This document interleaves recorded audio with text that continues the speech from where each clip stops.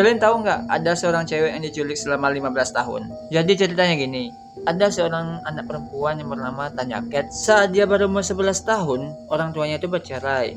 Dan gak lama dari penceraiannya itu, ayahnya ini mendapat pacar baru. Sampai si pacar baru ayahnya ini tinggal bareng bersama anak perempuan ini. Si anak ini jelas gak suka dong. Sampai-sampai si anak ini menjadi anak yang bandel. Sampai suka berantem sama teman sekolahnya. Bahkan si anak ini sampai kabur-kaburan. Tapi saat si anak ini kabur, dia tuh nanti bakalan balik lagi. Jadi pada tahun 1995, saat anak ini berusia 14 tahun, dia tuh berteman bersama sapam di sekolah menengahnya, yang umurnya itu udah 37 tahun, yang bernama si Thomas. Ceritanya ini sama si sapam itu sering ketemuan di bawah tangga sekolahnya itu.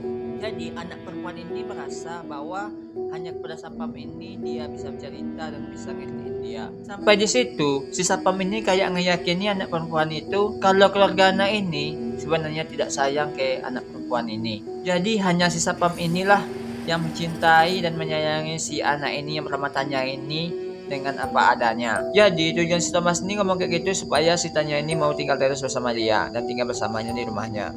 Jadi si Thomas ini sering ngasih kayak permen, uang gitu ke anak ini. Sampai di situ si anak perempuan yang bernama Tanya ini yakin 100% bahwa si Thomas ini benar-benar sayang dan si Tanya ini juga sayang sama si Thomas. Tanggal 10 Februari 1996, Thomas ini membawa si anak itu ke rumahnya. Di rumahnya itu ada kedua orang tuanya Thomas dan anak laki-lakinya yang sudah berumur 22 tahun. Di rumah itu, si Thomas ini mengunci si Tanya ini selama 10 tahun di sebuah kamar. Sampai di tahun 2000, si Thomas ini kasih identitas baru ke si anak ini. Kayak merubah warna rambutnya juga. Dan sampai saat itu tuh sebenarnya si Tanya ini sudah dicariin sama pihak keluarga tapi tidak ketemu. Nama Tanya itu akhirnya diubah menjadi Nikki Diana Allen. Dan si Thomas baru tuh ngenalin si Nikki alias si Tanya ke orang tuanya dan bilang kalau perempuan ini bakal tinggal bareng mereka di rumah ini. Dan saat itu juga si Tanya juga udah boleh keluar malam, tapi hanya kepada dua tempat. Yang pertama itu gereja dan kedua itu toko makanan. Sampai si Tanya ini kenal sama pemilik toko makanan ini dan sering ngobrol. Di situ si Tanya ini merasa bahwa hubungannya sama si Thomas ini udah salah.